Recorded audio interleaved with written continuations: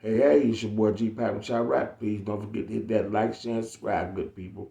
So, as you guys know, y'all seen all over the internet, it's looking good for Mr. Larry Hoover. Shout out to Mr. Larry Hoover and his family. You know, he has a special hearing coming up on what they say September 26th or the 29th. Don't quote me on this. I could be right or wrong. But anyway, you know, Mr. Hoover, he's been trying to get out of jail forever. He's been locked up for like 51 to 52 years since 1973. First, he was convicted of a murder back in 73. Then he was brought up on a federal RICO charge and gave like 3 life sentences plus 80 years, something wild. That's crazy because they were blaming everything that the GDs did on the streets and they put it all on him. And they had guys wearing the ID tags and was microphones in it. And I can remember the time I was living out there in Ada Park, and there was a guy running around there. Some of you guys, if you lived out there, his name was Jello. He was a tough guy. You know, he was going around violating people for the gangster disciples, allegedly. And he was the informant. And they found him, took away, unresponsive in his car. But anyway, so it's looking good for Larry Hoover, and they say these kind of court things, they don't be brought up. It's very, very rare. So it's kind of looking good in his favor because he's in Florence, Colorado right now, ADX, and he haven't talked to anyone in years.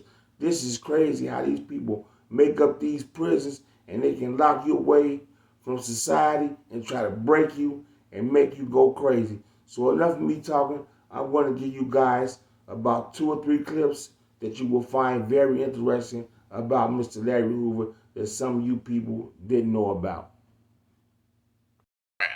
In 1997, Larry Hoover was found guilty on all charges and was sent to the United States Penitentiary Administrative Maximum Facility in Florence, Colorado to serve his 6 life sentences. Whoa. This facility is considered one of the most psychologically punishing correctional centers in the world. Larry Hoover will be 72 years old this year and has been locked up for over 5 decades for his crimes and gang affiliations.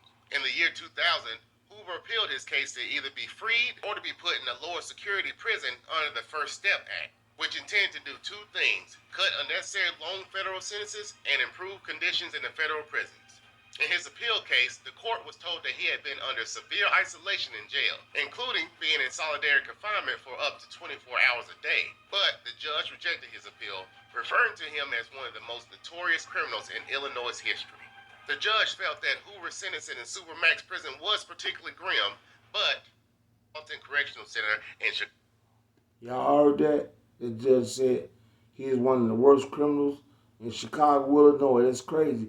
So the new judge is giving him a whole new court date. So check this out. That's of this year.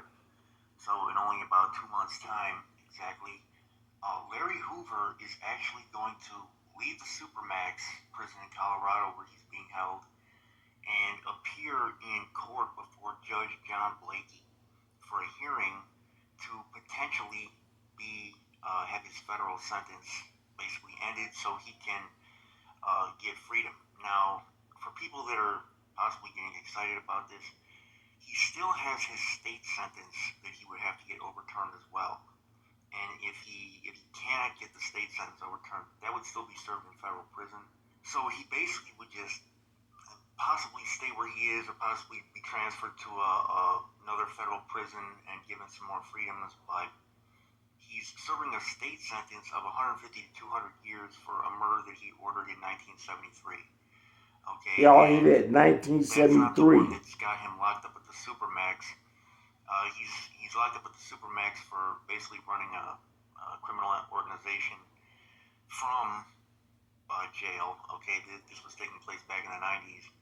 They got him on wiretap, like talking about some business and stuff, and so he was sentenced to life for that. Now he spends 23 hours a day. This is for everybody who's thinking about getting into the gang life. He spends 23 hours a day in a cell about the size of a parking space. Y'all hear that? Are He you gets guys about want to 1 be in the hour a day game? out of that cell. Okay, so that's his life, and it's been his life for the last like 2.5 decades. And could possibly be his life until he dies. He's 73 now. Damn. He has completely renounced the Gangster Disciples. For people who don't know, I'm assuming that most of the people watching this video know who Larry Hoover is, but for people who don't know, he was a guy actually, originally his family was from Mississippi, like a lot of black families that later settled in Chicago, and his family came up to Chicago from Mississippi, and he here actually had founded a gang. It was a little different than the Gangster Disciples. He was the head of a gang called the Supreme Gangsters. However, as time went by, he eventually became, and things kind of evolved in the streets. Gangs changed names, gangs changed alliances broke apart, but he eventually became the head of what are known as the Gangster Disciples. And that gang changed identities a few times, but in this day and age, it's known as the GDs, although today it's a lot different because it's all like... Y'all hear that? Wherever the GDs, back in the 80s and 90s, eventually became... It was probably like the principal gang in one of the two massive gang families that ran Chicago. Okay, I mean, we're not counting organized crime, that ran Chicago throughout the 80s and 90s, the people and the folks. Okay, when people, the folks, the main gang and the folks, the GDs, and the GDs kind of set the culture for the entire folks nation. Okay, so that was like an alliance of gangs that spanned all races. You had white gangs like the Simon City Royals, Latin gangs like the Maniac Latin Disciples, joining forces with all the folks and his guys in the Folks Nation, and then the People Nation was their rivals, and it was like one massive gang war across the city: people gangs versus folks gangs. Gang alliances basically turned these little street sets into super gangs. So, I mean, Chicago, the bloodshed going on in the 90s was insane. And you had all races getting into it back then too. Whites were killing each other like crazy back then too. So it was, the 90s was crazy. And, sending Hoover away, did it send a message? I don't know. I mean, I didn't see it really having that much of an effect as far as sending a message, because guys in the streets were still struggling to get as much power and money as they could, any way they could, through bloodshed or whatever else. And that's continued to the present day. So every attempt that he's made, I think at least one, if not more than one attempt under the First Step Act to basically get released from prison in his older years by reason of mercy. The murder that he ordered was 50 years ago. Damn. Now the drug business and the street tax stuff and the gang stuff that he was talking about in prison, that was not 50 years ago. That was only about 25 years ago. But still, he's old now. He said that he's completely renounced the GDs. He said that he at one point changed the organization to Growth and Development, but they were starting to get involved in some political activity. So Hoover's a very controversial figure. Law enforcement, a lot of people in law enforcement. You heard what he said? They started getting into politics, and that's what brought the Fed indictment down on him. When he turned to that Growth and Development, and man, he had all them people go out there and register to vote, and them GDs got on them school buses, and they went down to the data center, about 10 or 20,000 deep, and they seen them people come. He can control these people from inside of prison to go vote, to change the system. They said, no. It was cool when they was out there hustling, selling narcotics, poisoning our community, and, hurting each other and taking each other away from their families, going to prison. But when they tried to turn it around to that Growth and Development, they said, no, this is our ball game, and this is how it's going to go. And that's when they broke it down, and they came to the joint.